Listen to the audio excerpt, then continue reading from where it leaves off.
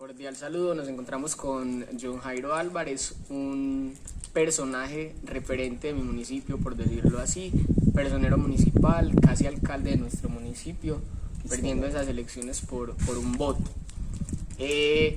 Vamos a orientar esta entrevista hacia la sociología de la educación. Decido realizarle la entrevista a esta persona porque es conocedor de nuestra historia y vamos además a orientarla al campo educativo, de qué forma la historia de Campamento ha permitido que se construya una educación local, por decirlo así. Entonces recibimos un saludo pues de John Jairo. Buenas tardes, William. Buenas tardes, Salomón. Al niño Santiago, qué bueno que escuché estas historias.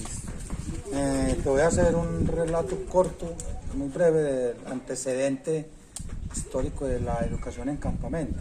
La educación en campamento coge flote en el año 1912 con la señora María Tamayo de Betancourt y con la señorita Eloísa Posada Piedradita. La educación en campamento se da en sus inicios principalmente acá en el casco urbano. Ya por el año de 1925 se hace expansión en las diferentes veredas del municipio, siendo la vereda La Chiquita donde hubo la primera escuela rural. Campamento a lo largo de su historia en la educación ha sido gran forjadora de formación de hombres y mujeres, tanto que muchas personalidades del municipio han salido a desempeñar diferentes cargos a nivel del orden nacional, departamental, municipal e incluso del exterior, debido a que los campamenteños toda su vida ha sido empoderada, ha sido muy empecinada en salir avantes en el tema de la educación, en la preparación de los jóvenes, como hoy en día se ve la preparación en los adultos y que hoy en día se ve más el ingreso de la población que termina su bachillerato acá en el casco urbano, ingresan a las universidades tanto públicas como privadas a estudiar diferentes carreras, como lo vemos hoy en día, que muchos jóvenes, incluso carreras que quizás uno o la población desconoce.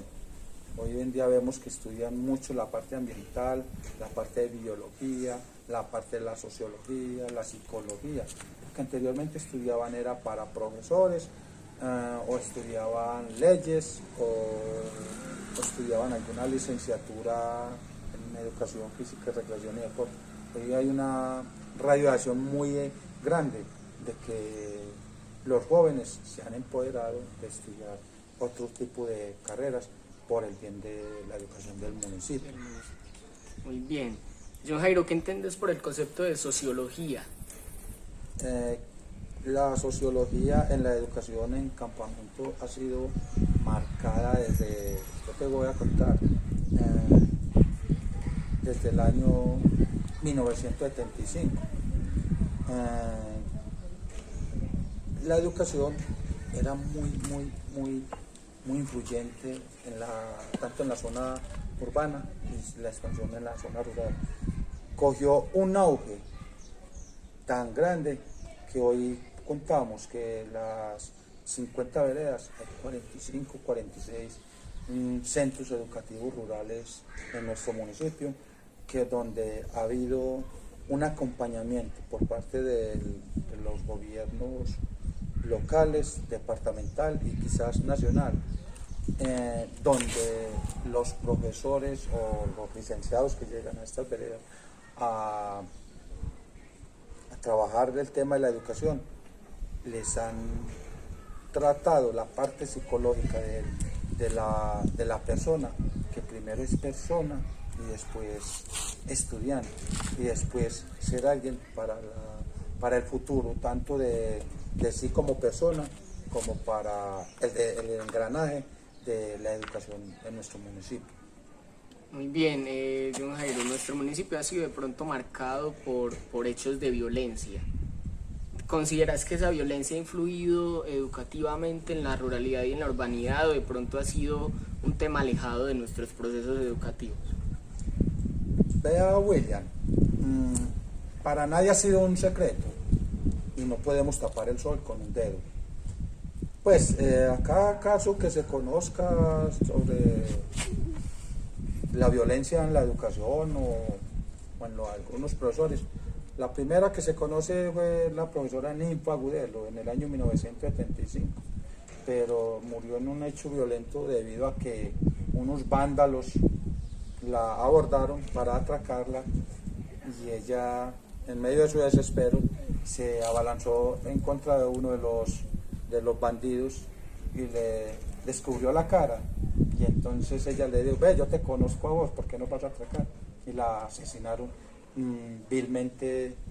En este año la profesora que daba clase allí en la vereda del Plan de la Rosa. Hoy esta escuela le colocaron el nombre en honor a su memoria.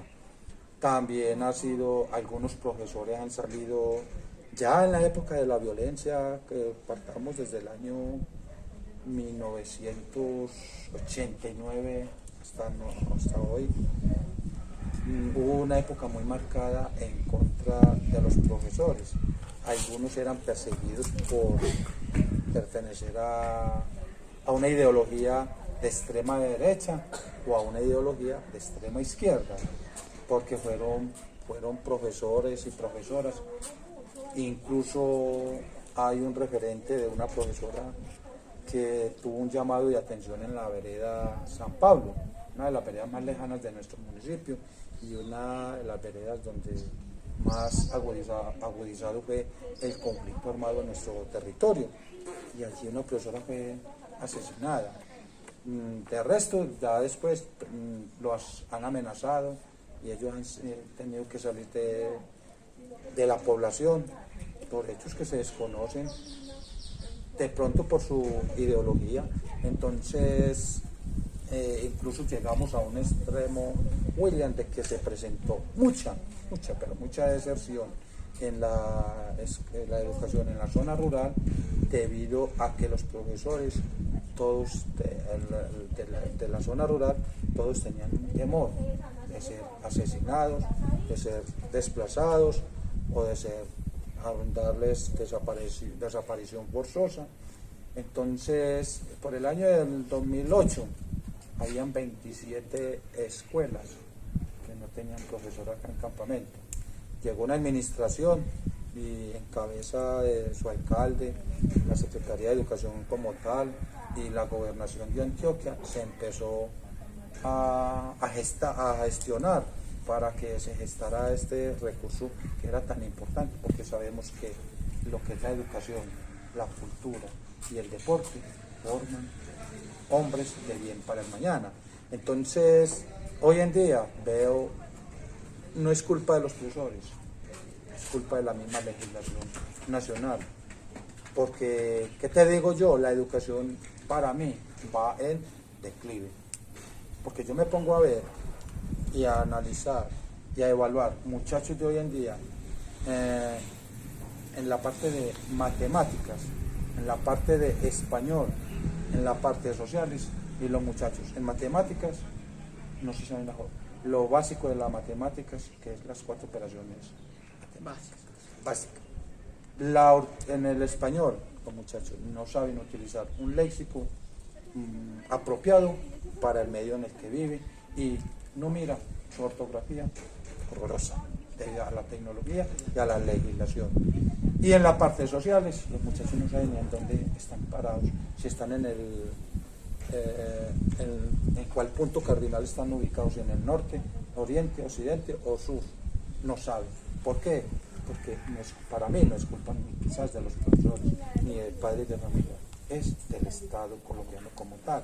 Porque el Estado colombiano, o la mayoría de los estados, entre más ignorante sea el pueblo, más se aprovecha el Estado de ellos.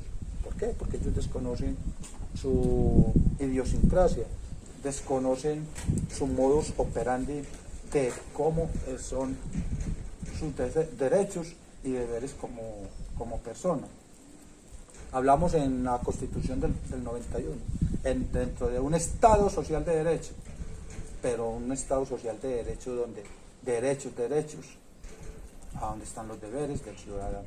Usted mira la Constitución del 91, yo solamente encuentro un artículo que habla de los deberes del ciudadano. Todo es derecho.